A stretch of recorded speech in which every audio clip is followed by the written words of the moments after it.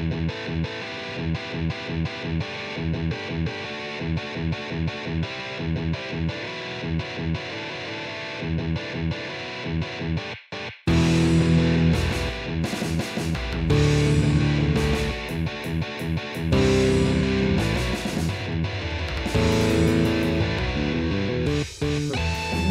à Board Game Duel, le podcast où 12 jeux vont s'affronter dans un draft sans merci.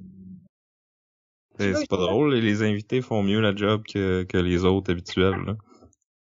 Ouais, on a un peu de défi, là. Va falloir qu'on se reprenne en main. Parce que, comme Marion a dit, parce que bienvenue à Board Game Duel, moi c'est Vince. On est avec Sam. Et Marion, de Je vous explique les règles. Donc, Marion, qui est la première invitée à revenir au podcast pour une deuxième fois. Je sais pas si ça en dit plus sur nous ou sur toi, mais bon. On va laisser les gens juger. En fait, vous voulez juste votre revanche par rapport à l'année dernière, c'est tout. C'est uniquement pour ça que je suis là. Par contre, s'il vient encore l'année prochaine, je pense que je refais l'introduction et je vais apprendre un instrument, quelque chose comme le triangle ou quelque chose comme ça, pour ajouter une petite touche musicale à l'intro. En plus de votre musique d'intro. C'est bon, je prends des notes. Je vais te tenir... Fait que c'est ça, pour commencer, d'habitude on fait un retour sur notre duel de l'an passé, mais là, l'année dernière, c'est justement, on avait fait notre draft des jeux sortis en 2022, donc l'idée c'était de bâtir chacun une collection de 4 jeux, puis on a laissé les gens voter pour ce serait quoi leur collection préférée. Puis on va refaire l'exercice cette année, mais avec les jeux sortis en 2023. Pour mousser un peu la compétition, on peut faire comme l'année passée aussi, puis le gagnant va donner une conséquence au perdant. L'année passée, j'avais perdu. Marion avait gagné, elle m'avait donné la conséquence de battre Professeur Board Game au jeu Next Station London, que j'ai réalisé. Il a fallu beaucoup d'entraînement pour en arriver là, comme on peut voir sur notre chaîne YouTube. Oh, cette vidéo était fantastique en plus. Qu'est-ce que j'ai ri. J'aurais dû être là et faire des petits gestes en arrière, tu sais, prochaine fois, je viens de cheerleader. On va garder ça pour la vidéo de l'an prochain. Donc, Vince, t'avais perdu, comme tu viens de dire, donc on va te laisser choisir ton ordre de draft en premier. OK. En sachant que si tu repêches premier, mais tu vas avoir après ça le 6e choix total, vu qu'on y va en serpent. Ouais, je pense que je vais y aller pour la constance. Je sais que je risque de me faire piquer mon premier jeu au premier round, mais je pense que ça va être gagnant pour moi plus tard. Fait que je vais être deuxième. C'est bon. Fait que moi j'étais deuxième, fait que je vais me donner le prochain choix, puis je vais prendre le premier choix. Parce que je pense qu'il y a 2 jeux qui sortent au-dessus de tous les autres, puis je vais être sûr d'en avoir un des 2. OK. Sans plus attendre, on va commencer. Mon premier choix de tout pour le repêchage de 2023, je vais y aller avec un succès québécois-canadien, de la compagnie Inside Up Games et de l'auteur Maxime Tardif. Le jeu qui a été sur toutes les lèvres au printemps dernier, je parle bien sûr de Earth. Donc, jeu de construction de tableau, là, un peu comme Ark Nova ou Terraforming Mars. On va avoir un immense deck de cartes avec beaucoup d'icônes dessus. Puis là, faut aller chercher les cartes avec les bons icônes, les placer dans notre tableau pour essayer de se trouver des combos de points. Puis il y a des objectifs communs que tout le monde va les scorer, mais on peut se rajouter des objectifs personnels. Puis on essaie de construire notre tableau là, de manière la plus efficace possible. Puis ce qui est bien dans celui-là, c'est qu'un mécanisme de sélection d'action où quand le joueur actif choisit une action, tous les joueurs peuvent suivre, donc il n'y a pas vraiment de temps mort pendant qu'on joue, même si c'est pas notre tour, on est impliqué, donc on est tout le temps en train de faire des choses, de faire pousser nos arbres, d'accumuler des ressources, de jouer des nouvelles cartes qui ont des belles illustrations dessus quand même, là, qui sont toutes des plantes là, qu'on peut retrouver sur notre belle planète Terre. Ça commence bien. Tu t'en as pris un sur ma liste de 12. Mais je pense que c'en était un qui était à peu près sûr de partir assez vite, là. Ça a été un jeu qui a été pas mal populaire. Tout le monde en a parlé dès qu'il est sorti. Ça a été un phénomène. Ouais, c'est sûr. Moi aussi, il était sur ma liste. Dans les premiers, évidemment. Mais oui, c'est vraiment un jeu où il y a aucun temps mort. On est tout le temps en train de surveiller ce que font les autres, quelle va être la meilleure action pour soi-même, pour remplir des objectifs, faire les meilleurs combos. C'est super palpitant. Puis on voit pas le temps passer là quand on joue. Donc franchement, chapeau bas à Maxime Tardif. Good. Fait que ça, toi, Vincent. OK. Fait que moi, pour mon premier choix, je vais y aller aussi avec un jeu québécois. Un jeu designé par Luc Raymond, publié chez Scorpion Masqué. Et je parle de SkyTeam. Fait que SkyTeam, c'est un jeu coopératif où un joueur va jouer le pilote d'un avion, puis son collègue va jouer son copilote. Et il faut réussir à faire atterrir notre avion en utilisant des dés. À tout moment, dans le fond, on va devoir placer des dés qu'on va avoir roulés pour déterminer ça va être quoi l'inclinaison de l'avion, la vitesse à laquelle il va avancer, puis il faut préparer les trains d'atterrissage puis les ailes pour être en bonne position. Puis dans le fond, chaque élément du jeu va nécessiter un dé avec une valeur particulière, ou bien certains éléments, ça va demander qu'il y ait une coordination entre le pilote et le copilote pour que ça se passe comme il faut. Fait que c'est un jeu dans lequel on peut pas non plus dévoiler c'est quoi la valeur de nos dés, là, ça briserait le jeu. Fait qu'il faut trouver des façons de communiquer en plaçant les dés seulement. Ouais, c'est un peu comme tu sais, quand tu joues un jeu de levée par équipe, là, mettons, quand tu t'ouvres avec du pic, ben, ça envoie un message à ton coéquipier, mais faut que tu essaies de faire un peu une espèce de code similaire, là. Ah, ben, je vais placer mon 2 en premier, comme ça, il va comprendre que c'est mon plus bas dé, puis que j'ai besoin d'aide pour telle autre affaire à côté, puis... C'est Ou ça. des fois, les deux se comprennent pas du tout, puis on s'écrase comme nous, on a fait souvent quand on a joué ensemble. Ouais, c'est Avec les arrivé. scénarios plus difficiles, faut le dire. Ouais, parce que ce qui est cool aussi, c'est que justement, on a un espèce de niveau de difficulté qui va aller en augmentant. Fait qu'on a des missions qui sont plus simples, où on fait juste garder l'avion équilibré, on tasse un peu des avions qui sont dans le chemin, puis ça va bien. Puis il y en a d'autres où on va ajouter qu'il faut avoir un certain angle rendu à un certain moment pour pouvoir passer une montagne ou quelque chose. Il y en a aussi où il faut freiner vraiment complètement parce qu'il va y avoir de la neige.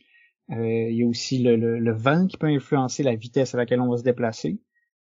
Quand on commence le jeu, tu sais, ça va bien, c'est pas trop compliqué. Puis après ça, quand la difficulté commence à embarquer, il y a vraiment un bon défi qui commence à se pointer. Puis c'est quelque chose que j'ai vraiment aimé. C'est l'aspect de progression de difficulté qui fait que le jeu reste intéressant longtemps. Ouais, puis le jeu est vraiment cohérent puisqu'il a aussi été développé avec des pilotes et des membres de l'aviation. Donc tout ce qu'on y voit, évidemment, ça a été simplifié, mais ça va intéresser vraiment les personnes qui sont vraiment fans en fait de ce milieu-là. Donc je trouve que j'ai entendu pas mal de personnes qui étaient pas vraiment joueurs s'intéresser au board game juste parce que c'est la thématique leur parlait et ils avaient envie d'essayer. Moi j'ai des proches aussi comme ça qui m'ont demandé s'ils l'avaient, ils en ont entendu parler justement à cause de la thématique, donc c'est quand même assez fou à quel point c'est fédérateur ce jeu-là. Et pourtant c'est un jeu en duo, donc ça prend pas toujours non plus. La plupart des personnes pensent qu'un jeu de société ça va être 4-5 minimum. Donc ouais, c'est une belle création là cette année. Il y a un aspect thématique, moi je trouve qui fait pas de sens, c'est que tu as un module avec des stagiaires puis ils peuvent pas faire de café. Mais on va leur pardonner quand même. Ouais. Alors que ce serait l'utilité principale d'un réel stagiaire. Bon, Scorpion Masqué, il va falloir développer un correctif pour ce scénario. Non, c'est vraiment bien. En plus, ils continuent à développer des scénarios, donc qui sont disponibles en plus gratuitement. Donc c'est vraiment une très belle initiative là, de la part de l'auteur et de l'éditeur d'avoir fait un move comme ça. Ouais, vraiment, moi je joue encore régulièrement, je l'aime beaucoup. J'ai joué pas mal. En fait, dans mes préférences personnelles, ça a été pas mal mon premier, mais j'imagine que Earth va être un peu plus populaire. Mais SkyTeam était mon deuxième choix. Là. Bon, ben moi, vous avez pris les tops aussi de ma liste. Donc, je vais y aller avec un espèce de troisième blockbuster board game. Et je vais prendre un risque parce que il n'est pas encore sorti au Québec. Donc j'espère me faire soutenir par les auditeurs francophones de l'Europe, parce que moi je vais vous parler de Heredity, donc qui arrive cette année au Québec, mais qui est déjà sorti en Europe en 2023. Donc j'imagine que vous n'avez pas pu passer à côté de ça parce qu'on en entend parler énormément en ce moment. C'est un jeu coopératif narratif dans un univers post-apocalyptique où on va incarner 4 membres d'une famille qui vivent en autarcie dans une maison et à qui il va arriver des aventures. Dans la boîte de jeu, il va y avoir 5 scénarios. Il va pas y avoir d'ordre de tour non plus parce que la partie va être rythmée par une espèce de ligne du temps à laquelle on va venir ajouter des cartes. Et à chaque fois qu'on aura fait ces actions de personnage, on va se déplacer sur cette ligne du temps pour nous indiquer qu'est-ce qui se passe, quels sont les événements qui ont lieu, qu'est-ce qu'on va faire face à certaines situations, etc. et qui vont nous mener jusqu'à l'objectif là de chaque scénario. Comme je disais, il n'y a pas d'ordre de tour de jeu non plus parce que tous les personnages, on les joue comme on veut. On a chacun 3 actions qu'on peut jouer vraiment chacun notre tour ou décider de jouer toutes les actions d'un personnage parce qu'il va se trouver dans un lieu intéressant pour faire cette action, mais on ne sait pas ce qui va vraiment se passer, qu'est-ce qu'il va trouver dans la pièce, donc on attend avec les autres ou alors se dispatcher les choses pour essayer de battre en retraite si c'est possible, etc. Donc c'est vraiment une super belle découverte, donc j'ai eu la chance que l'éditeur m'envoie une copie. Et vraiment, je suis pas trop jeu narratif comme ça, mais c'est vraiment une belle claque. C'est vraiment une belle claque là pour cette année. Puis c'est bien écrit, j'imagine. Les textes, tout ça, c'est... Oui, et c'est pas trop lourd non plus. Il y a pas un livret d'histoire, par exemple. C'est vraiment écrit sur des cartes, c'est des événements. C'est vraiment simple. Les règles sont extrêmement épurées dans le sens où on pourrait quasiment commencer une partie sans lire les règles. Il y a juste à retourner des cartes. Les cartes vont nous dire cette icône vous indique ça. Puis voilà, tu le sais pour toute la durée de la partie. Il n'y a pas non plus 1 million d'icônes différents où tout est très très bien structuré. Donc honnêtement, j'ai été surprise. Je pense que pour la première partie, on n'a même pas dû regarder le livret plus de 5 fois. Vraiment. Pour des situations vraiment où là ça les requiert comme le combat, etc. Finalement en fait tout est marqué sur la carte, qu'est-ce que t'as à faire, qu'est-ce qui se passe si tu réussis pas, etc. Donc non, vraiment chapeau, parce que les jeux comme ça en général, le nombre de fois où on se replonge dans les règles, c'est ça que j'aime moins, mais là non, pas du tout. Donc vraiment je vous le conseille quand il sera sorti ici. Ouais, je l'avais entendu parler un petit peu. Mais ouais, je vais être curieux de l'essayer quand il pourra arriver ici. Je pense que, si je me souviens bien, c'est comme milieu d'année. Quelque chose comme ça pour le Québec. Et c'est toi qui as le choix suivant aussi? Ah, beau! Ah, ça c'est une très bonne nouvelle. Je pense que je vais y aller avec After Us, qui est un jeu qui est sorti en 2023 en France, qui est arrivé au Québec également. C'est encore un jeu dans un univers post-apocalyptique. Il n'y a pas que ça sur ma liste. Hein. Il y avait Skyteam et Earth qui m'ont été subtilisés. Alors, là, cette fois, on va... on est... je ne sais plus en quelle année, mais tous les êtres humains ont disparu, puis la nature a repris ses droits. Et on va incarner une tribu de singes qui essaye de recruter des nouveaux singes pour cette tribu. Donc ça va être une mécanique de deck building. Et on va avoir un petit aspect engine building parce que on va tirer à chaque tour 4 cartes qu'on va organiser d'une certaine manière parce qu'il y a comme 3 lignes d'action, j'ai envie de dire, sur les cartes. Et en les assemblant entre elles, ça va nous faire des cases, donc des caches où à l'intérieur on va avoir des ressources à récolter, des ressources qu'on peut échanger contre des points de victoire, des échanges. Il y a vraiment plusieurs choses à faire, donc il va falloir réfléchir à comment les assembler pour en tirer un maximum. Et tous les joueurs vont jouer en simultané, donc il n'y a pas vraiment de temps mort, ce qui est quand même agréable. Pour toutes les parties que j'ai faites, pas eu de joueurs qui mettaient plus de temps que d'autres, donc c'était assez fluide. De toute façon, il y a des choix décisifs à faire et déchirants aussi, on peut pas tout faire, donc faut quand même bien calculer son coût. parce que une fois qu'on a posé les cartes, récupéré les ressources et fait les synergies qui vont aller avec, on va pouvoir, avec les ressources qui nous restent, recruter un nouveau membre de notre tribu qui évidemment vont être plus forts, etc. Il va y avoir un système aussi de rage qui, pareil, c'est une jauge qui augmente. On va pouvoir défausser des cartes, donc épurer notre deck avec ça. Et dès qu'on épure son deck, on reçoit aussi une ressource liée à ça, juste au fait qu'on défausse la carte. Donc c'est vraiment des systèmes où il faut réfléchir à qu'est-ce qu'on veut, qu'est-ce qu'on va garder. On a envie de tout dépenser dans nos ressources pour activer tous les pouvoirs possibles des cartes, mais en même temps il nous en faut pour plus tard pour avoir un maximum de points, etc. Donc moi j'ai vraiment aimé tous ces aspects-là. Donc je sais pas si vous avez eu l'occasion de l'essayer, mais simple et efficace. Ben moi je l'ai essayé sur BGA une fois ou deux. J'avais bien aimé là, justement l'espèce de puzzle de comment tu places tes cartes pour enchaîner tes combos, puis c'est comme un peu toi qui construit puis qui déconstruit ton engin à chaque tour là. Donc j'avais trouvé ça intéressant. Je serais curieux de l'essayer en vrai. Là. Je trouve que le jeu est vraiment bien illustré là. Je pense que c'est Vincent Dutrec qui a fait les illustrations. Donc c'est tu te sens vraiment dans la planète des singes, puis t'as les orang-outans, les gorilles, les chimpanzés, puis ils ont tous leur style particulier là. Puis je pense que chaque deck a comme un peu sa spécialité aussi. Puis quand tu ajoutes une nouvelle carte, tu choisis de quelle espèce tu prends. Puis c'est un peu comme ça que tu te spécialises. Excuse-moi.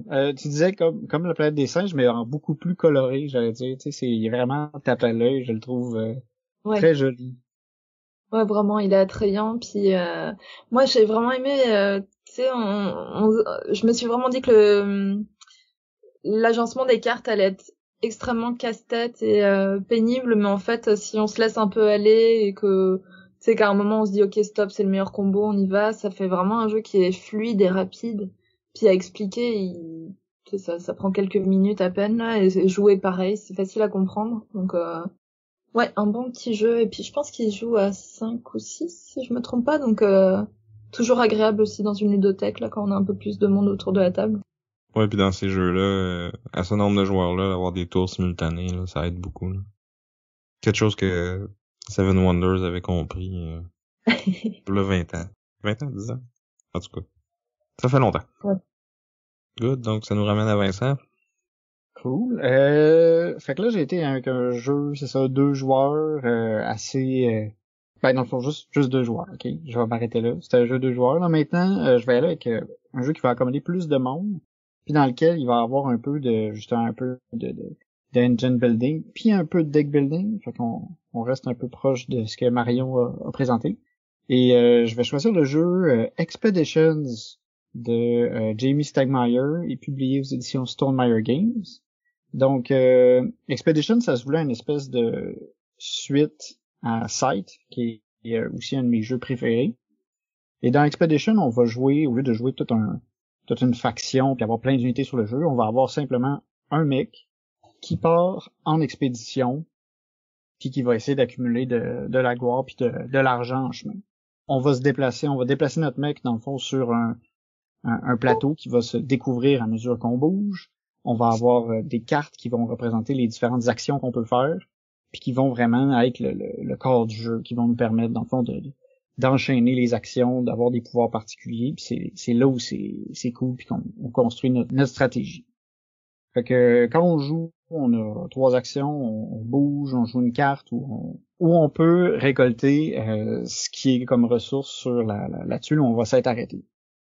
Puis là, en dépensant des ouvriers, en dépensant des ressources, on peut combattre de la corruption, on peut... Comme dans Sight, là, t'as comme beaucoup de directions dans lesquelles tu peux te pitcher, puis t'as intérêt à te spécialiser dans une ou deux, puis de le faire vraiment bien, j'ai l'impression. Parce que c'est comme, par exemple, les cartes météores, plus t'en as, plus que à toutes les fois que t'en mets une nouvelle, t'actives toutes celles que t'avais déjà faites avant, fait que de comme double down dans une direction, ça peut être payant. Là.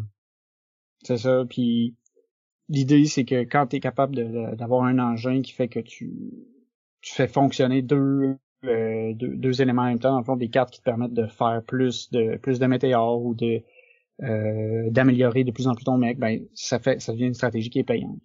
Je trouve ça vraiment, Sam n'est pas d'accord avec moi, mais je le trouve aussi plus facile à prendre en main que Sight, parce que tu sais, t'as pas 12 000, ben t'as pas beaucoup d'unités à gérer, t'as pas à gérer ta collecte de ressources, tout se fait facilement, puis je trouve que les tours roulent plus vite que Sight. Je suis effectivement pas d'accord. Ouais, mais moi je trouve qu'il est plus long à jouer que Sight, puis je le trouve pas plus ou moins compliqué, là. Je pense qu'ils sont à peu près du même niveau, là, dans le médium léger, là. Est-ce que t'as joué, Maria? Non, je pourrais pas argumenter là-dessus, je l'ai pas essayé. Alors, je l'ai vu passer, il m'a énormément tenté, mais j'ai pas eu l'occasion, malheureusement, de faire une partie. Mais ça ne saurait tarder. Fait que c'est à toi, Sam. Oui. J'ai encore beaucoup de bons choix de disponibles. Prends ce que tu veux tant que tu nous voles pas les nôtres. On va rester dans la construction de tableaux puis les petits jeux légers, mais là une petite coche plus léger même puis beaucoup plus rapide à jouer. Je vais y aller avec Nard de Thomas Dupont et publié par Bombix, et je vois à la réaction de Marion que je suis tombé sur un de ses choix. Ça en était un que moi aussi il était comme dans ma liste B, tu sais, il était pas loin. L'année prochaine, je passe pas la 3e, hein, je vous préviens. Voilà, si tu gagnes encore, t'auras peut-être pas le choix.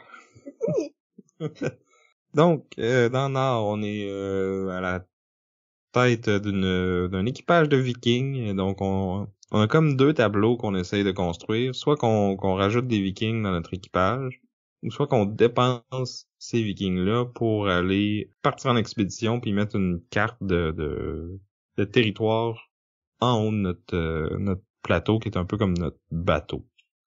Puis au final, c'est une course à être le premier à faire 40 points. Fait que soit qu'on accumule beaucoup de vikings dans le bas de notre tableau, fait que là, toutes les fois qu'on active une couleur, justement, ça nous fait activer toutes les cartes de cette couleur-là. Puis là, ça va nous donner différentes ressources qui peuvent être de piger plus de cartes, d'accumuler des bracelets qui nous permettent d'aller faire scorer justement notre engin de territoire. Fait que on est comme tout le temps en train de se construire puis se déconstruire, puis c'est la clé, c'est vraiment de savoir si c'est quand le temps de changer de vitesse si on veut, puis de pousser à fond la machine vers les territoires, puis d'aller soutirer un maximum de points. Puis tu veux bien timer ça, parce que tu veux pas comme finir à 38 ou à 39 points.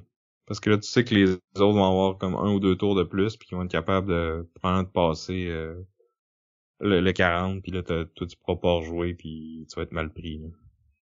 Fait que c'est ça, il est disponible sur BGA, je l'ai vu en vrai aussi. Dans les deux cas, ça se joue super rapidement, mais t'as quand même l'impression d'avoir construit quelque chose, puis de t'être cassé la tête à trouver les bons combos, puis c'est ça, c'est vite fait, bien fait une partie, là. Ouais, il reste très satisfaisant dans les actions qu'il y a à faire. Et les choix des combos, là, de qu'est-ce qu'on veut activer, est-ce qu'on va prendre les cartes aussi, parce qu'on peut quand même un peu surveiller ce que font les autres, donc on veut pas laisser nécessairement toutes les cartes d'une couleur à quelqu'un, parce qu'on sait qu'il va la prendre au prochain tour, que nous on va finir par en avoir besoin, etc., pour justement découvrir les nouveaux territoires, etc. Donc non, très bon choix. Puis le format aussi, de la boîte est petit, facile à transporter, et ça j'apprécie particulièrement, parce que je me retrouve très souvent moi à emmener mes jeux un peu partout, donc la petite boîte c'est vraiment pratique. Et ça se rajoute bien sur le dessus là, des 2-3 grosses boîtes que tu vas amener, parce que c'est le genre de jeu que tu peux jouer en attendant, mettons qu'il y a un joueur qui est pas arrivé encore, ou à la fin, juste il te reste un petit 20 minutes, puis tu veux comme cooldown en fin de soirée, là, c'est un bon choix, là. Ouais, exact. Fait que ça, c'était mon choix numéro 2. Maintenant, ça revient à moi pour le choix numéro 3. Je pense que je vais rester dans les petites boîtes puis les combos, mais une petite boîte qui est vraiment très, très, très bien remplie. C'est le jeu de White Castle de Devir Games, et designé par Isra C et chez S. Un jeu dans lequel on a comme 3 facettes qui sont comme il y a 3 types d'ouvriers, il y a 3 ressources, puis tu sais comme le premier type d'ouvrier te donne la ressource pour aller chercher le deuxième type d'ouvrier, puis tu sais ça fait une espèce de triangle qui tourne comme ça, une action qui en nourrit une autre. Puis le tableau des actions disponibles dans le fond va beaucoup changer au cours de la partie parce que quand je vais chercher une carte, je la rajoute à mon tableau, mais dans le fond, c'est que j'enlève un emplacement disponible pour aller mettre les dés, parce que c'est du placement de dés, la mécanique principale. Fait que là, j'enlève un emplacement disponible, puis je le remplace par une nouvelle carte pour l'ajouter à mon tableau. Fait que là, toutes les fois que je déclenche un icône qui déclenche mon tableau, ben plus j'ai mis de cartes dedans, plus je vais faire d'actions. Puis c'est un jeu qui est très tight, là. Il y a 3 rondes, puis chacune de ces actions-là va vraiment compter beaucoup. Puis c'est ça, on repêche des dés, on a des bonus si on va chercher les dés plus faibles, mais généralement les dés plus faibles c'est moins bon, mais il y a moyen de s'arranger pour que ça soit payant pour nous aussi. Puis en tout cas, il y a vraiment beaucoup de profondeur au niveau des décisions avec pas beaucoup de règles puis pas beaucoup de composantes, puis un jeu qui se joue quand même assez rapidement aussi, là, 1 heure à 1 heure et demie, puis ou même peut-être moins si tu joues tout seul ou à 2, là. Donc un jeu que j'ai joué juste une fois, mais que je serais vraiment curieux d'y rejouer parce que à la fin de la partie, j'avais l'impression que de rejouer pourrait vraiment m'améliorer pour justement mieux enchaîner mes combos, puis tu sais, j'aurais une meilleure idée de qu'est-ce qui va être payant puis qu'est-ce qui l'est pas. Fait que je pense que c'est le genre de jeu que tu peux rejouer plusieurs fois, puis tu vas découvrir des nouvelles choses à chaque fois, puis tu vas avoir l'impression que tu t'améliores d'une partie à l'autre, là. Est-ce que vous l'aviez essayé, vous? Non, pas du tout. J'en avais même pas entendu parler, je pense. Je l'ai pas essayé, mais j'en ai entendu parler. Sam, tu l'avais essayé, me semble, quand tu étais allé en conférence il y a pas si longtemps. C'est ça? Non, c'est un de mes amis qui l'avait ramené de SN. Fait que je l'avais joué comme un petit peu avant qu'il sorte ici au Québec. Mais maintenant, il est disponible dans vos boutiques préférées. Donc, c'était The White Castle. Bon, ben, c'est à mon tour je vais rester dans les petites boîtes, moi aussi. Mais une petite boîte qui vaut de l'or. Alors, moi, j'ai choisi Aurum, qui a été designé par Shrish Bhatt et qui est publié par Pandasaurus Games. Ce que j'aime d'Aurum, c'est que ça prend le jeu de levée, puis ça le revire un peu sur lui-même. C'est un peu particulier. Fait à la différence de devoir suivre dans une couleur quand quelqu'un joue une carte, il faut suivre avec une autre couleur. Puis il y a un avantage aussi à jouer la carte la plus faible. C'est ça qui nous permet, dans le fond, de prendre la main. Fait que je trouve que c'est cool. C'est comme plusieurs concepts qu'on est habitué de voir, mais qui sont vraiment retournés sur eux-mêmes. Il y a plusieurs façons de faire des points aussi, parce que quand on va avec celui qui va mettre la carte la plus faible dans une main, on va aussi pouvoir aller chercher une carte d'or s'il y a une carte d'or qui correspond à la valeur qu'on a jouée. Puis cette carte-là va représenter dans le fond un atout qu'on peut jouer pour justement gagner d'autres mains, mais c'est aussi des points supplémentaires en fin de manche. Puis une des twists qu'on voit souvent, c'est qu'il faut prédire le nombre de levées qu'on va réussir à faire pendant un round, mais on doit le prédire à l'aide d'une carte qu'on a dans notre main, qu'on va pouvoir potentiellement remplacer si finalement ça fonctionne pas comme on veut. Fait que c'est un jeu que je trouve assez simple à sortir, qui est pas mal cool parce que tu sais, même quand t'es habitué à jouer un jeu de levée, t'es comme pris par surprise un peu. Je trouve que c'est très très original comme jeu de levée. Ouais, il y a beaucoup de tes instincts et de tes habitudes de jeu de levée qui vont comme être un peu déboussolés. Le fait que tu peux pas suivre, t'es obligé de jouer une couleur différente, puis comme c'est comme celui-là qui est le dernier dans la main qui va ouvrir la main suivante. Tu sais combien de fois quand on joue que la personne qui avait joué la carte la plus haute met une carte tout de suite après sa table, là, on est comme non, c'est pas toi. C'était moi qui étais dernier. Ouais, non, c'est cool. Puis aussi, j'allais oublier, il y a un autre truc qui est assez spécial, c'est que la partie peut finir, le round peut finir un peu plus tôt que d'habitude. Tu sais, ça se peut qu'on joue pas toutes nos cartes, parce que si jamais quelqu'un peut pas fournir, ça met fin au round. Fait que ça rajoute aussi un petit un petit truc de plus qui fait que tu sais jamais trop quand est-ce que ça va finir. Ouais, puis ça peut même être une stratégie d'essayer de miser bas puis de faire finir la ronde le plus vite possible après ça, quand t'as réussi ta mise. Hein. Exact. Fait que je sais que toi, Sam, tu l'as essayé puis t'as bien aimé. Toi, Marion, est-ce que t'as pu jouer un peu? Tu l'as essayé? Alors non, parce que moi, j'ai pas un cerveau fait pour les jeux de levée. Je ne sais pas pourquoi, mais je suis incapable d'avoir une stratégie qui se tient. Je comprends le principe, je comprends les règles, mais devant le fait accompli, je mise toujours là où il faut pas. Donc non, c'est pas ma tasse de thé. Je sais pas pourquoi. Je sais pas pourquoi. Ou alors je suis trop confiante dans mes cartes, ou alors je suis trop pessimiste. Et puis l'un dans l'autre, j'arrive jamais à atteindre le résultat que j'avais espéré. Donc j'avoue honteusement écarter ce genre de jeu volontairement parce que je suis toute nulle en fait. Mais ça me gêne pas d'y jouer, mais j'y trouve pas un plaisir fou parce que je suis vraiment mauvaise, vraiment. Mais ça me gêne pas d'y jouer, mais c'est sûr que la perdante ça va être moi et bah, le nombre de fois où j'ai joué avec David, professeur board game, je pense qu'il a l'habitude que je me ridiculise à ce genre de jeu. Donc non, je ne l'ai pas essayé.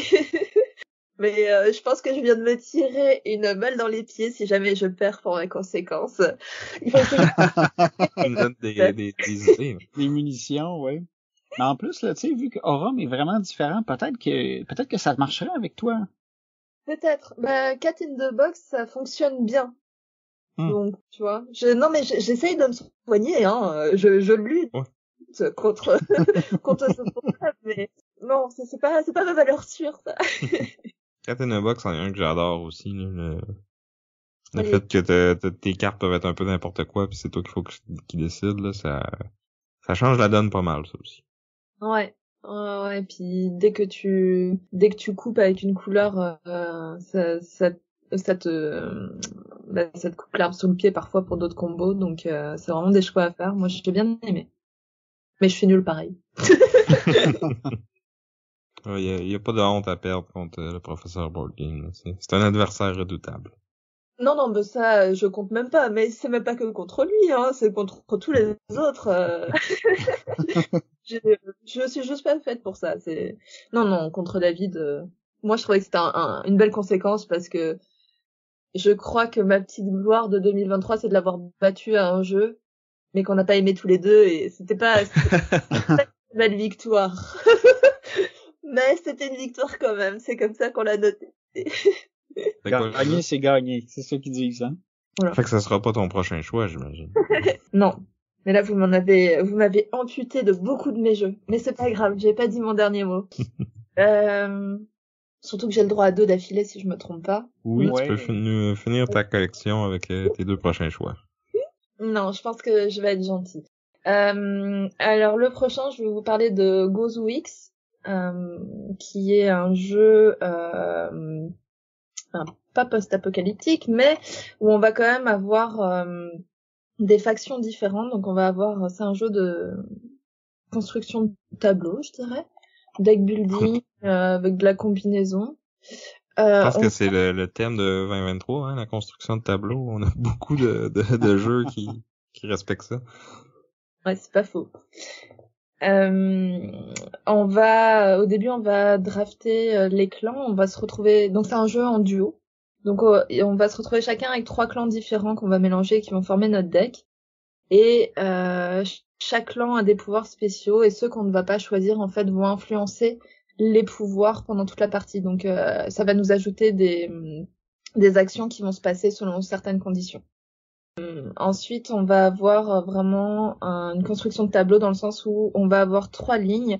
La première ligne, celle du bas par laquelle il faudra commencer, ça va être nos troupes. Et en fonction des troupes qu'on aura pu mettre, on va pouvoir ajouter par-dessus donc la ligne numéro 2 des héros et ensuite des immortels. Donc évidemment, c'est des cartes de plus en plus puissantes. Mais elles vont toutes interagir entre elles. Il va y avoir des coups pour poser les cartes d'une autre faction. Il va falloir défausser des cartes de sa main. Donc va falloir se séparer de cartes. C'est ce qui est toujours une décision déchirante. Ouais, surtout que toutes les cartes de ce jeu sont intéressantes, toutes les synergies sont intéressantes, donc vraiment c'est des choix compliqués à faire. Mais il y a une réelle montée en puissance parce que ça se joue en 3 manches, si je me trompe pas. En fait non, ça va se jouer en fonction de qui va gagner les grandes batailles à la fin, parce qu'à la fin on va avoir un beau tableau de troupes de guerre et on va mener la bataille contre notre adversaire, et il faut qu'on ait 2 jetons suprématie à l'issue des batailles, donc évidemment ça joue, c'est ça, en quand même plusieurs manches. J'ai jamais dépassé les 3 manches personnellement, et à la fin de chaque manche il y a des cartes qui vont être enlevées de notre tableau, donc on va avoir le choix, mais il va y avoir un certain nombre de cartes qu'il va falloir écarter. Donc pareil, c'est de nouveau un choix qui est déstabilisant à faire, parce que on hésite entre garder la même faction en espérant que après on ait un immortel, donc les cartes les plus fortes qui vont sortir dans notre main, etc. Donc c'est toujours des choix compliqués à faire, et il y a vraiment des beaux coups bas à faire à son adversaire selon les factions qu'on a. Donc un bon jeu à 2, mais faut s'attendre à se taper un peu dessus, à vivre un peu la frustration aussi de perdre de très bonnes cartes quand on pensait avoir fait le coup du siècle et qu'il y a une carte qu'on est obligé de retourner. Ça fait pas plaisir.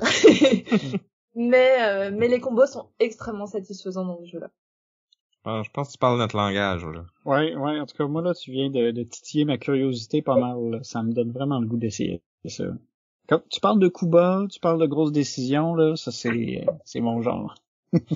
Oui, puis en plus, comme il y a différents clans, tu sais, chaque partie est vraiment différente, là, selon ce que tu prends. Tu peux faire un draft sur les decks, ou, moi, je sais que les parties où j'ai initié des gens, j'ai plus, en fait, t'as comme la carte avec ton immortel de prédilection pour chaque clan qui te dit un peu ce que ça fait. Le livret est vraiment bien fait aussi, où je pense que sur les cartes aussi, c'est noté. Est-ce que telle faction va plus jouer sur la pioche, va plus jouer sur le fait de la mort, la nécromancie? Est-ce que ça va être plus ci, plus ça? Donc ça permet quand même de faire des combos intéressants, d'essayer des nouvelles choses à chaque partie.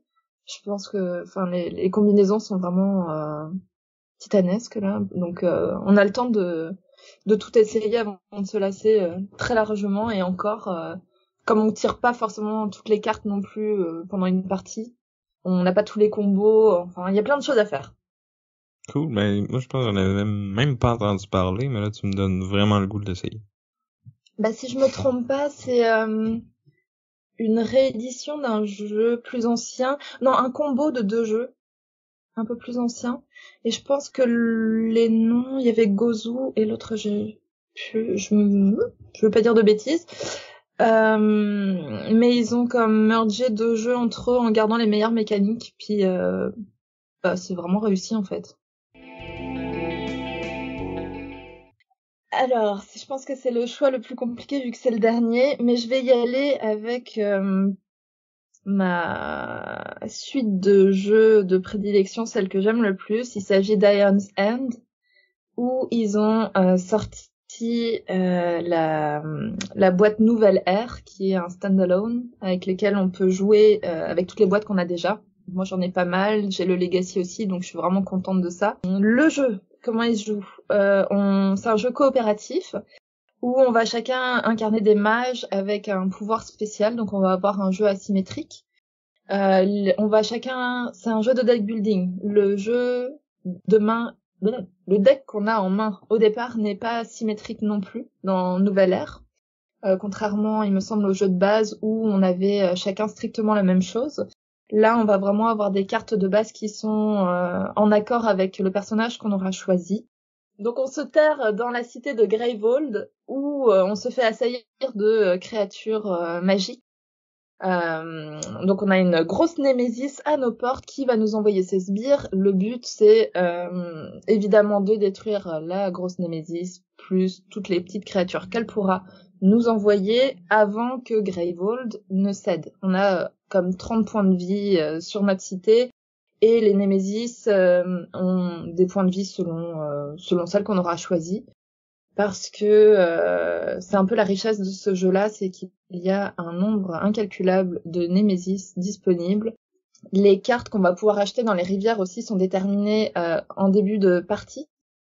Il va y avoir des gemmes qui vont permettre d'acheter des sorts. Donc je rappelle qu'on est des mages, donc notre but ça va être de préparer et d'envoyer des sorts.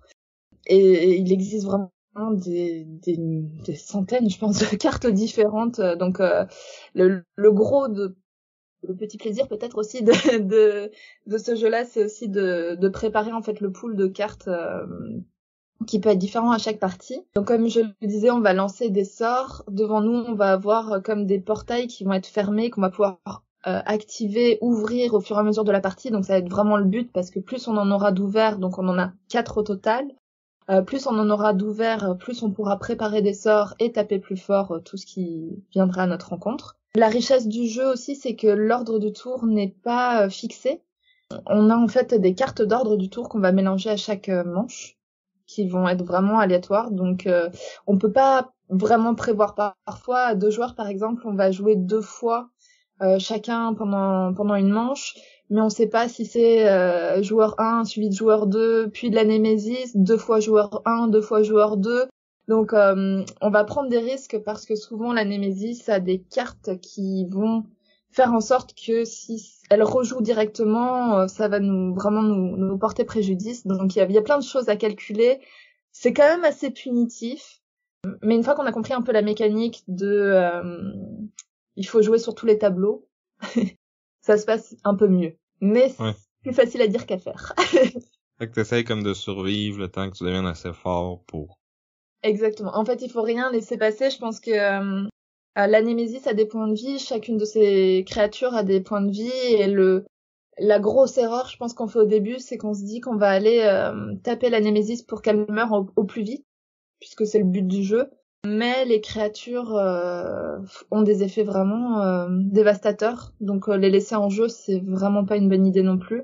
Mais bon, après ça dépend à chaque fois de ce qu'on va avoir dans le deck. Mm-hmm. Et en fait, Nouvelle Ère, donc la nouvelle boîte, c'est un standalone parce qu'ils ont prévu un mode expédition dans laquelle, à la fin de chaque partie, on va pouvoir découvrir des trésors, continuer avec le même personnage, un peu à la Legacy, mais sans destruction de matériel, ou sans venir coller des choses sur les cartes, etc. Et on peut refaire ce mode expédition avec toutes les boîtes, toutes les extensions qu'on aura pu avoir déjà avant. Donc moi, je n'avais plus la boîte de base, donc au lieu de reprendre la boîte de base classique, j'ai préféré prendre celle-là. Puis c'est une très très bonne surprise là, le petit mode expédition qui donne un petit air de Legacy sans lettres. C'est vraiment agréable. J'avais joué moi à la version Legacy des Onzen, c'est le seul de la série que j'ai essayé, puis j'avais beaucoup aimé ça. Puis on avait parti une petite campagne puis tout ça, puis tu sens vraiment que tu peux te faire déborder rapidement parce que les petits minions ils vont s'ajouter puis que ça devient difficile à gérer. Mais j'aimais l'aspect coopératif qui faisait que tu pouvais comme t'attribuer aussi un peu un rôle à chacun, tu sais, comme moi quand je jouais, j'avais comme pour rôle plus d'ouvrir les portails des autres puis de s'assurer que ceux qui avaient des gros sorts qui faisaient des dégâts puissent les faire rapidement. Puis l'espèce d'aspect programmation aussi était cool parce que les cartes reviennent comme dans le même ordre qui ont été défaussées. Ça, je trouvais ça pas mal intéressant. Ouais, je pense que Legacy se joue mieux. Enfin, et je pense qu'il est plus riche à 4, tu sais, parce que justement les personnages sont un peu comme dans la boîte Nouvelle Ère, c'est-à-dire qu'ils sont un peu spécialisés. C'est directement qui va soigner, qui va faire des dommages, qui est-ce qui va ouvrir les portails des autres. Ils sont la nouvelle boîte est un peu dans ce genre-là aussi, sauf que tu viens pas coller des stickers en plus dans le Legacy. Puis je peux pas encore vous dire si la difficulté est aussi croissante que dans le Legacy, parce que moi je me souviens de certaines parties du Legacy. On avait l'impression que le jeu nous forçait volontairement à perdre parce que c'était tellement il y a trop de choses qui se passaient. Mais ouais. Comme les fameux niveaux de jeux vidéo là, où t'as un combat que tu peux pas gagner, peu importe, l'histoire va juste progresser si tu perds. Là. Ouais, c'est ça. Ouais, moi j'ai jamais joué, mais je suis vraiment intrigué par la mécanique que Vincent a mentionné, que tu rebrasses pas ta défausse, tu la repiges dans l'ordre qui ont été joués, donc j'imagine qu'il y a des combos à aller faire avec ça, des fois si tu veux absolument t'as acheté 2 bonnes cartes qui synergisent bien ensemble, ça peut peut-être valoir la peine d'en garder une un peu plus longtemps pour vraiment la jouer au moment où ce que t'as l'autre, puis après ça, ils vont être ensemble tout le temps, tu sais. Il y a vraiment l'aspect, en plus, tu sais, beaucoup dans les deck building, ce qu'on fait rarement, je pense, en tant que joueur, c'est, tu sais, vraiment séparer les cartes que tu viens de jouer, les cartes de ta défausse. Tu sais, souvent, on joue les cartes, on les met directement dans la défausse. Mais là, ça a vraiment une importance de les mettre de côté parce que quand tu fais ton achat de cartes, tu peux les mettre tu sais, tu les mets dans ta défausse. Mais c'est là où tu peux choisir l'ordre avec les cartes avec lesquelles tu as joué, plus celles que tu viens d'acheter. Donc, si tu veux tes cartes rapidement, les nouvelles, effectivement, tu les mets tout de suite, tu vois. Mais tu peux aussi programmer de les avoir plus tard parce que t'as besoin de petites gemmes dans une main pour X raisons, puis t'as pas besoin tout de suite d'avoir tes sorts forts. Donc il y a plein de choses qu'on peut prévoir comme ça. Bon, sauf quand tu tires tes cartes et tu sais que la suivante a été forte et que t'as pas moyen de récupérer la suivante et que tu pensais l'avoir. Mais c'est les jeux. Cool. Ben c'est moi qui choisis mon dernier jeu. Ça a l'air drôle, mais c'est difficile parce que vous m'avez pas pris assez de jeux. Bon, on y prend ses jeux, il chiale, on y prend pas ses jeux, il chiale. Il chiale tout le temps. Non, mais la prochaine fois, essayez d'y prendre comme à peu près égal, tu sais. Parce que là, dans ma liste, je pense que c'est ça, il y a Earth qui a pris le bord, mais sinon, j'ai encore beaucoup de choix. Fait que là, j'ai pris un jeu qui joue à deux, j'ai pris un jeu de cartes, j'ai pris un jeu de construction d'engins. Là, je pense que je vais y aller avec le jeu qui va te faire fondre le cerveau un peu. J'ai hésité bien gros, mais je pense que je vais y aller avec Nucleum de Simone Luciani et David Turczi. L'autre choix, c'était Voidfall avec David Turczi aussi. Mais j'ai choisi Nucleum parce qu'il est peut-être un peu plus accessible. Il va rappeler des notes un peu de barrage et de brass. Dans Nucleum, on va vouloir accumuler des points. Puis pour faire ça, il y a plusieurs façons. Au début d'un tour, il va falloir sélectionner parmi des actions qu'on a. Puis nos actions, c'est comme des petites tuiles. Sur chaque tuile, il y a comme 2 actions. Fait qu'à toutes les fois que tu choisis une tuile, tu peux dire, OK, bon, ben, je vais faire une ou 2 de ces actions-là, qui vont nous permettre soit de poser des nouvelles ressources sur le plateau, qui vont nous permettre de construire des bâtiments sur le plateau commun, de les énergiser pour qu'ils puissent faire des points plus tard. On peut aussi l'utiliser pour pouvoir développer des technologies. Tout le monde a une espèce de plateau personnel différent dans lequel on va pouvoir aller chercher différentes ressources, différents bonus. Fait qu'on peut aller chercher ça en utilisant ces actions-là. Mais la tuile d'action aussi est à double usage, dans le sens où on peut l'utiliser pour faire les actions tout bonnement comme je l'ai décrit, mais on peut aussi les utiliser pour construire des chemins sur le plateau commun. Lorsqu'on va le placer sur le plateau aussi, la tuile, si on est capable de faire respecter les couleurs que sur cette tuile-là, on va pouvoir déclencher les actions de la tuile, mais aussi peut-être les actions adjacentes. C'est ce petit puzzle-là qui fait qu'en même temps que tu construis tes chemins, tu vas faire des actions à plus finir. Ça finit que ta tuile peut servir à déclencher 4 actions. Malheureusement, tu vas perdre cette tuile-là, parce qu'elle va être sur le plateau pour le restant de la partie, mais on a la possibilité d'acheter d'autres tuiles. Donc, il y a beaucoup de choses à regarder parce que les chemins vont nous permettre de déplacer du charbon, de déplacer de l'uranium puis de l'énergie pour pouvoir activer nos bâtiments qui vont nous donner des bonus supplémentaires. Il y a aussi des contrats qu'il faut réaliser. C'est des petits objectifs que lorsqu'on réussit à les faire, ça va nous donner des points aussi. C'est assez complexe, puis un peu tout se combine parce que ça te permet d'avoir des ressources pour pouvoir construire puis pour pouvoir pour améliorer ton plateau. J'ai essayé de faire une description assez brève, mais il y a beaucoup de stock dans Nucleum. Mais je trouve qu'il est plus facile à sortir que Voidfall l'aurait été. C'est pour ça que j'ai décidé de le sélectionner par rapport à Voidfall. Tu l'as-tu joué ou tu parles au travers de ton chapeau? J'ai lu les règles plusieurs fois, puis il faut que je le mette sur la table prochainement. Là, il est là, il est à côté de moi. ici. Ça vaut la peine de se faire des cadeaux de fête, là. Ils jouent même pas avec. C'est parce qu'on a trop de jeux à jouer. Il faut que je fasse... Il y en a qu'il faut prioriser. Puis là, lui, c'est comme mon petit bonbon, là. Tu sais, j'attends. Je le regarde patiemment. Je suis Non, allée... je te taquine parce que moi aussi, j'ai très hâte d'y jouer. Ça a l'air vraiment le fun comme jeu. Puis pas autant que lui que je vais choisir tantôt, là, mais quand même. Moi, je suis allée voir pendant que tu en parlais, là. C'est vrai qu'il y a du stock sur ce jeu. Même le nombre de petites tuiles que tu peux avoir, là. Celles dont tu parlais, qui donnent des actions, etc. C'est incroyable. La boîte est grosse.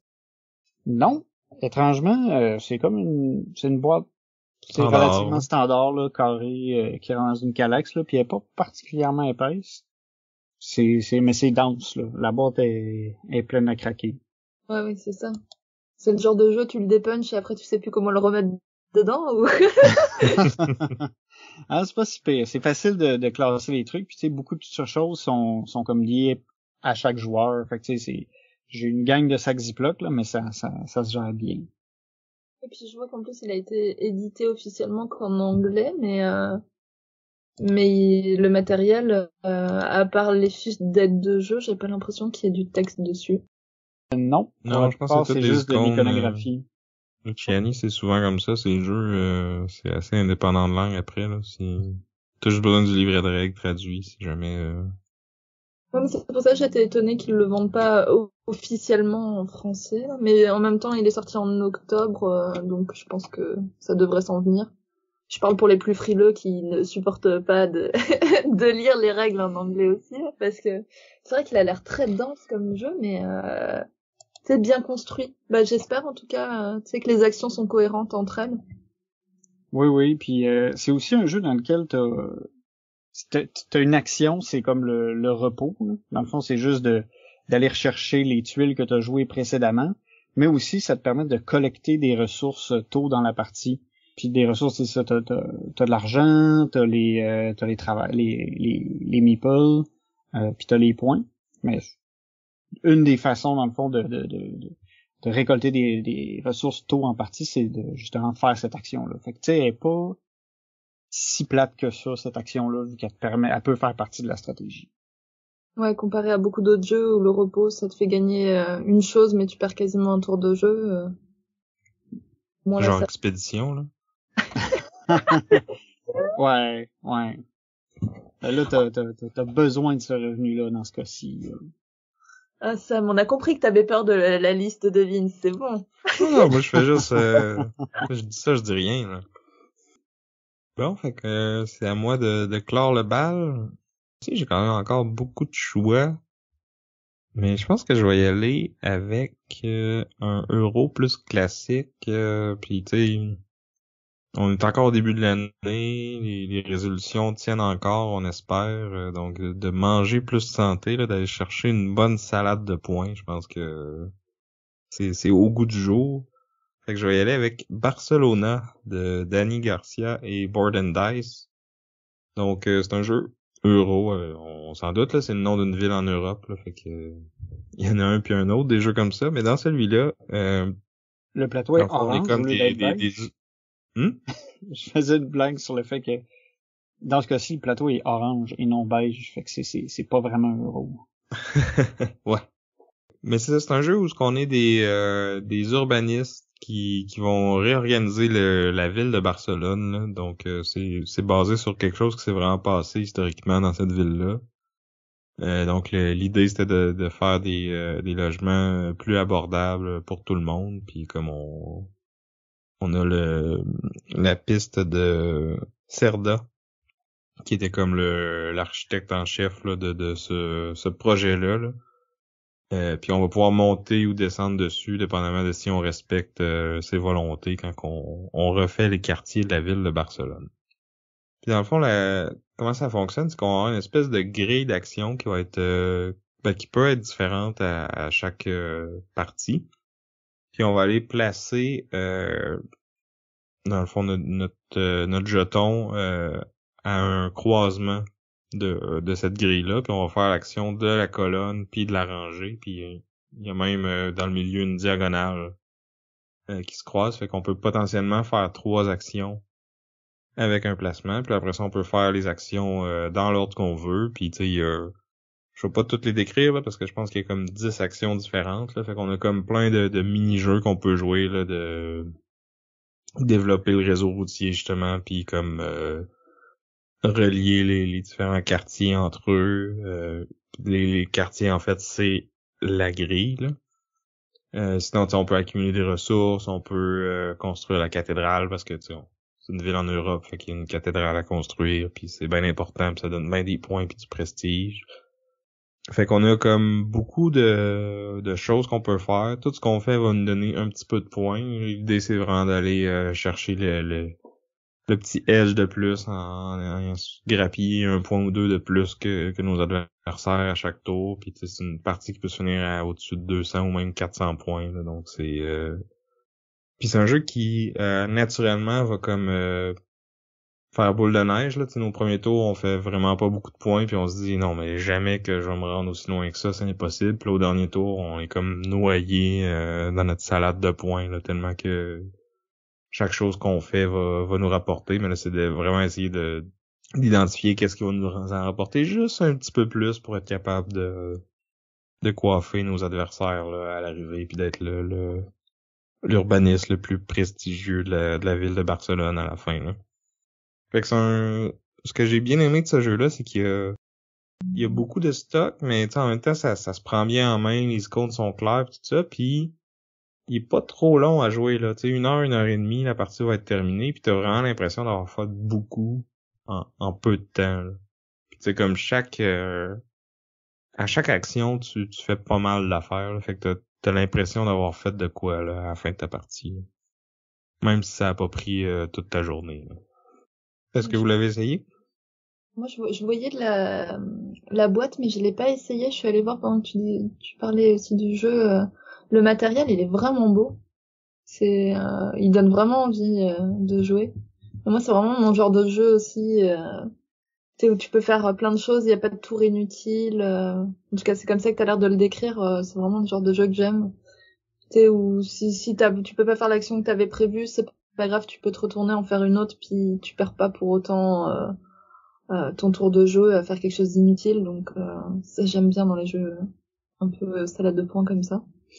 Ouais, c'est ça. C'est exactement ça. Tu sais, oui, il y a des emplacements qui vont être plus prisés, mais comme ils vont finir par redevenir disponibles, là, dépendamment de comment que les autres joueurs vont jouer. Tu sais, il y a comme une mécanique de quand un genre de district est entouré de pions, mais c'est là qu'on va comme construire un building là, puis après ça va libérer les emplacements, fait qu'on va pouvoir y retourner. Il y a une des actions justement qui nous permet de comme un peu s'approprier ces emplacements-là. Fait que s'il y a un emplacement qui est prisé, ben toutes les fois que quelqu'un va aller dessus, ben ça va te donner un petit quelque chose. Puis tu sais, c'est. Fait que c'est ça. Il y a beaucoup de choses à évoluer, beaucoup de pièces qui sont interreliées, interconnectées. Beaucoup de plaisir à avoir à justement comme optimiser tout ça. Puis donc c'est ça. Barcelona. Fait que je pense rapidement on peut peut-être répéter nos 4 choix chacun, puis un petit pitch sur pourquoi que les gens devraient voter pour nous. Donc je vais aller en premier. Donc j'avais Earth, j'avais Na, j'avais The White Castle et j'avais Barcelona. Donc beaucoup de jeux euro, beaucoup de construction de tableaux, des jeux qui vont pas durer trop longtemps, qui vont être bons solo 2, 3, 4 joueurs. Puis tu sais, je pense que je compte beaucoup sur mon premier choix pour m'attirer beaucoup de votes là. Je pense que Earth ça a été assez unanime dans la communauté là, le buzz qu'il y a eu là. Je pense que juste avec lui, j'aurais pu prendre 3 autres jeux quelconques puis j'ai des chances de gagner pareil, mais là en plus j'ai 3 autres jeux extraordinaires, fait que je pense que il y en a pour tous les goûts avec ma sélection. Allez-y avec #TeamSam. Bon ben, moi je pense que c'est plutôt vers #TeamVince qu'il faut se tourner. Moi j'ai essayé d'aller dans des styles un peu différents, puis qu'il y a une collection qui est capable d'accommoder un peu toutes les tailles de groupe. Parce que moi aussi j'ai des solos, je l'ai pas dit, mais Expeditions et Nucleum ont des modes solo. Fait que on peut jouer tout seul. Pour jouer à deux, ben SkyTeam c'est juste parfait. À deux, co-op, dans lequel on va se creuser la tête.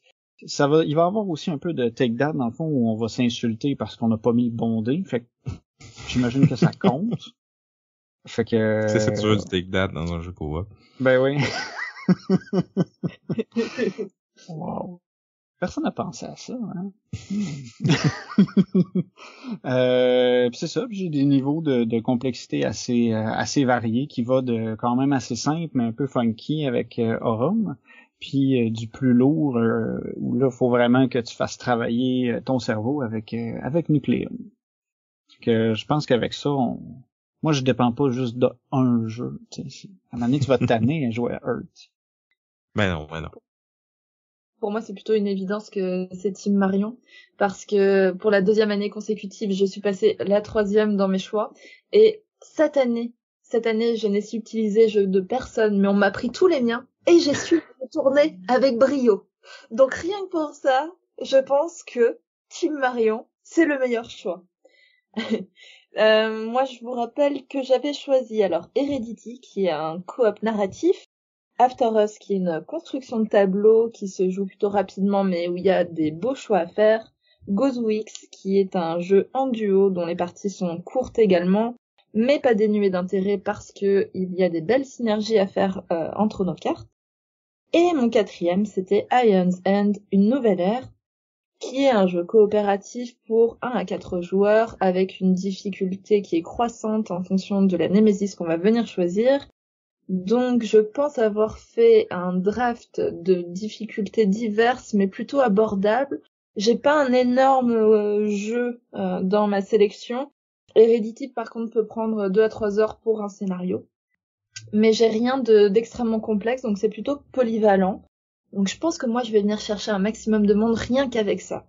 Parce que s'il fallait prendre des lots, acheter les jeux en lot, le mien c'est le plus abordable. Voilà. Rien que pour ça, c'est Team Marion. Non, vous avez choisi des très beaux jeux, les gars, et puis je pense que ça va être très serré. Ouais, plus que la dernière fois, j'ai l'impression.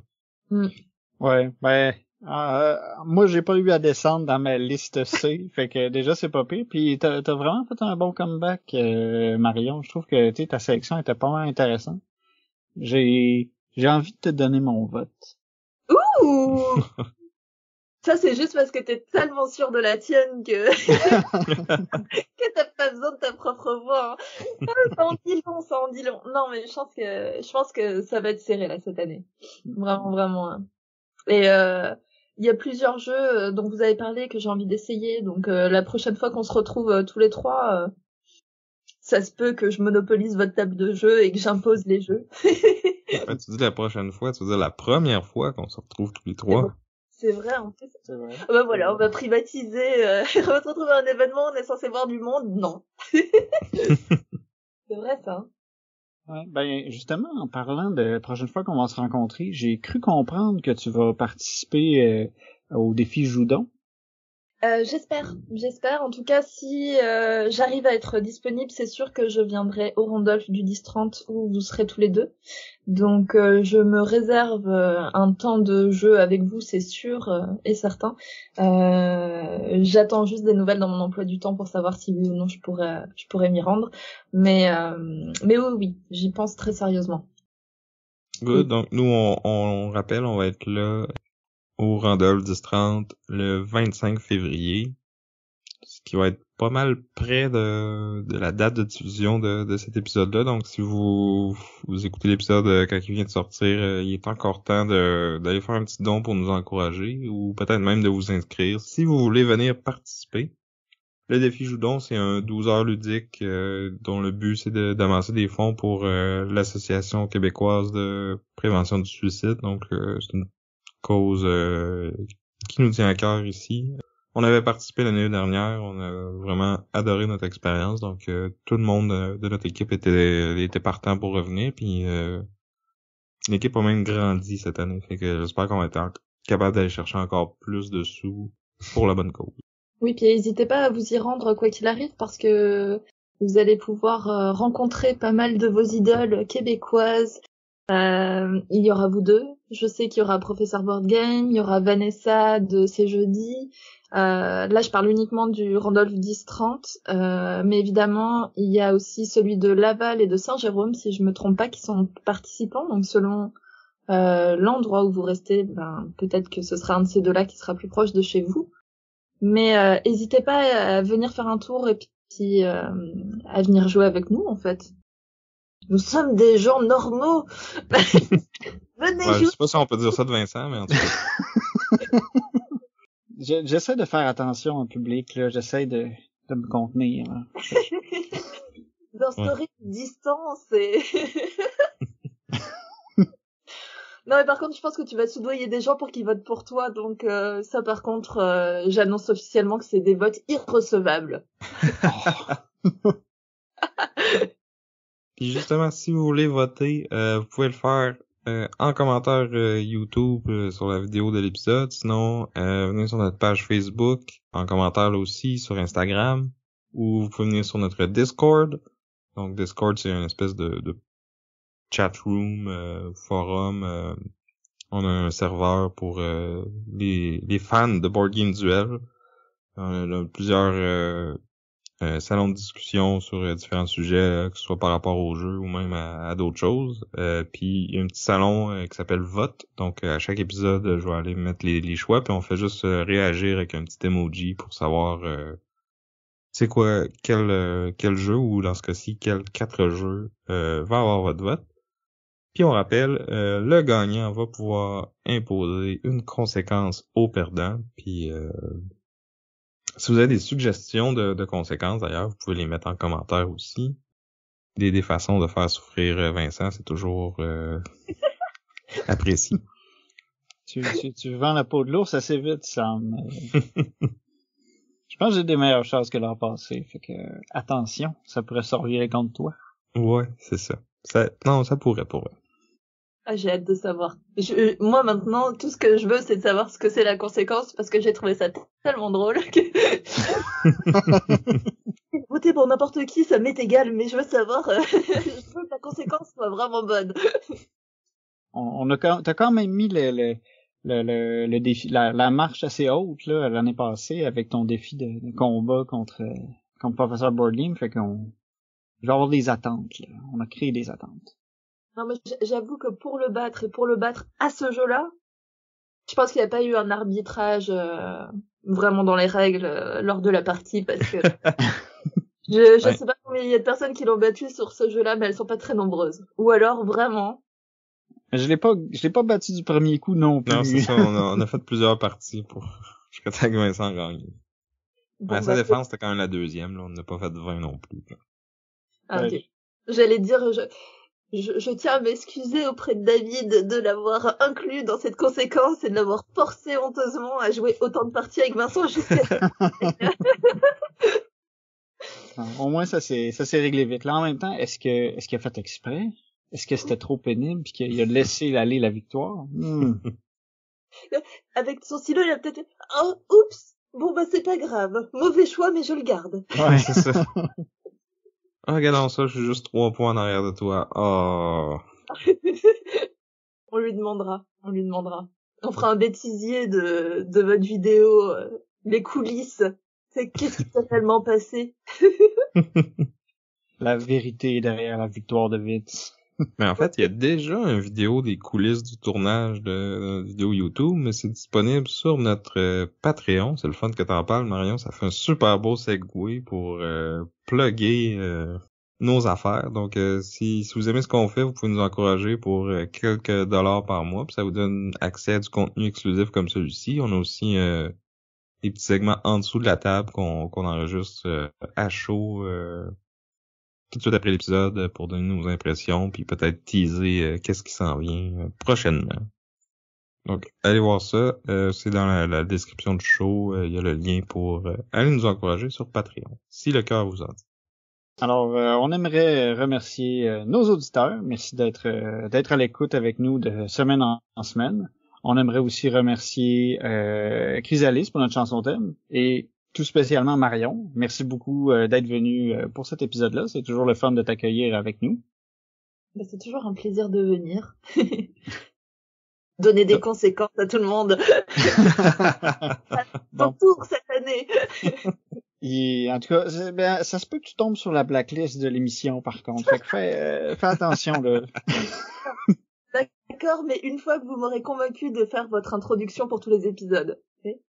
Écoute, si vous enregistrer un petit quelque chose, on peut le mettre, ça va être notre nouveau générique. Je pense que les gens ne vont plus comprendre ce qui se passe. Ou alors je peux faire un générique en disant que j'ai hacké votre chaîne. Quelque chose comme ça. Ouais, c'est faisable. Ah, c'est pas pire, ça. Ouais, hein. Et je suis blacklistée après. Oui, ça rentre dans la thématique. C'est très bien. Ouais. Ah oui, aussi, je voulais plugger un autre truc aussi, c'est qu'on a maintenant aussi notre spread shop qui est ouvert. Si jamais vous voulez vous acheter des t-shirts, des tasses, des sacs réutilisables à l'effigie de Board Game Duel, vous avez juste à aller sur notre spread shop. On fait pas un sou là-dessus, c'est entièrement, on essaie de vendre les produits au plus bas prix, fait qu'on fait même pas une scène dessus. C'est promotionnel. Ouais. Puis ben c'est sûr que si on vous croise avec votre t-shirt, on va venir vous remercier puis trouver que vous avez un beau t-shirt. En fait, c'est la seule manière de t'aborder, c'est ça? C'est ça que t'es en train de dire aux gens. Ouais, c'est ça. Tu sais, je regarde les t-shirts des gens, s'il est pas écrit Board Game Duel, je m'en vais. On en parle pas, c'est... Alors, sur ce, j'étais Vince. Je suis encore Sam. Je suis toujours Marion. Et on vous dit à plus. Bye. Salut.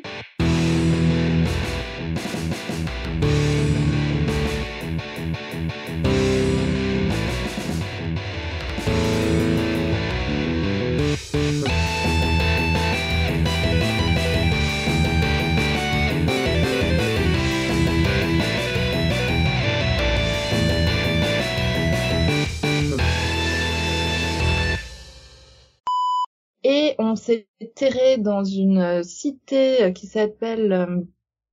J'ai un blanc. Attends. T'as le droit de couper. La honte. Voilà, c'est bon. Donc, je vais aller en premier. Donc, j'avais Earth. J'avais Nord. J'avais... Ça fait déjà trop longtemps, Sam, t'as oublié. Ouais, c'est ça. Moi aussi, t'es en train de regarder. Sur ce, j'étais Vince. Là, on va... remercier. On n'a pas dit merci à personne. Moi, je partais comme ça, sans cœur, pis tout ça. Espèce de malpoli. Allez, c'est tout le monde.